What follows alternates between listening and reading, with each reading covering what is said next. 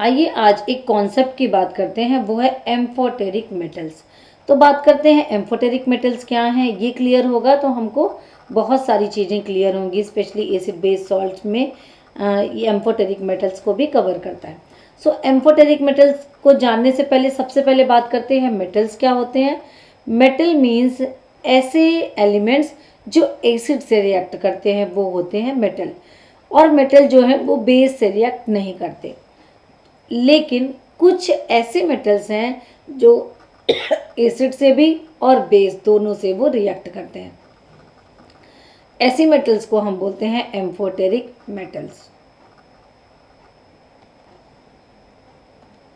आइए बात करते हैं एम्फोटेरिक मेटल्स।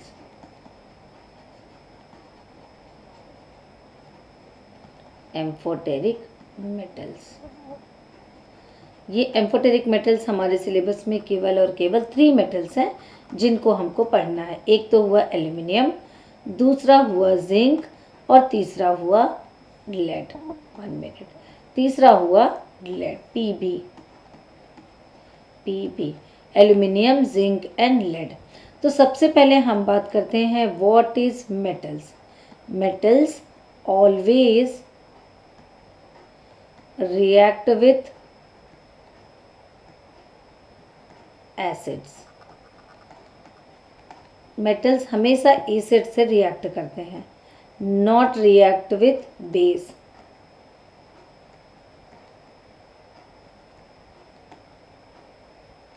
ये बेस से रिएक्ट नहीं करते।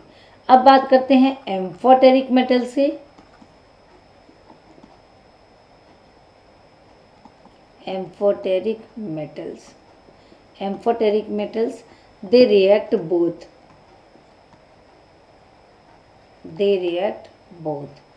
means acid as well as base, इन दोनों से ये रिएक्ट कर जाते हैं। इन्हीं को हम बोलते हैं एम्फोटेरिक मेटल्स। तो चलिए बात करते हैं एम्फोटेरिक एसिड और एम्फोटेरिक बेस की। तो चलिए पहले देखते हैं मेटल अपनी प्रॉपर्टी क्या शो करेगा। जैसे HCl है, क्या बनाएगा AlCl3, देन क्या बनेगा हाइड्रोजन गैस। अब चलिए हम इसको करते हैं बैलेंस। 3 इसको लेते हैं 2 6, तो यहाँ पे होगा 2 AlCl3 और 3 2 जा 6 मीन्स हाइड्रोजन गैस इवॉल्व होगी। ये तो हो गई प्रॉपर मेटल की property. Metal always react with acids and form salt and hydrogen gas. अब बात करते हैं अगर हम एल्यूमिनियम एम्फोटेरिक है, दैट मीन्स ये किससे रिएक्ट करेगी, ये NaOH से भी रिएक्ट करेगी। जब ये NaOH से रिएक्ट करेगी due to valency, we need here water molecule also. Then reaction completed and form NaAlO2 then plus 3H2। अब एल्यूमिनियम अगर यहाँ पे एम्फोटेरिक मेटल है तो ये NaOH के साथ साथ और किससे रिएक्ट करेगा, KOH के साथ भी।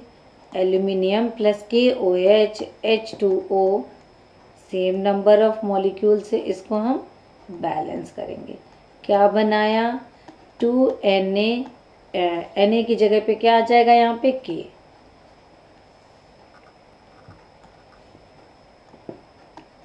2KAlO2 plus 3H2। ये हो गया acid as well as base. तो ये बेस से रिएक्ट कर रहा है। इसी तरीके से अब हम बात करते हैं सेकेंड वाले की, zinc, Zn react with acid means जो ये मेटल की प्रॉपर्टी होगी, तो क्या बनाएगा ZnCl2 and hydrogen gas, 2HCl ZnCl2। ये हो गई इसकी एसिड वाली प्रॉपर्टी। नाउ हम एम्फोटेरिक है क्योंकि ये बेस से भी रिएक्ट करेगा, NaOH then form sodium zincate Na2ZnO2, then hydrogen gas evolve. So this is the amphoteric metal. So amphoteric property of zinc. Now next की हम बात करें लेड भी हमारे पास एम्फोटेरिक मेटल है। अब अगर हम एसिड से रिएक्ट कराएं तो क्या बनेगा, PbCl2 and hydrogen gas evolve. अब अगर हम इसकी बेस से बात करें सो PbNaOH फॉर्म,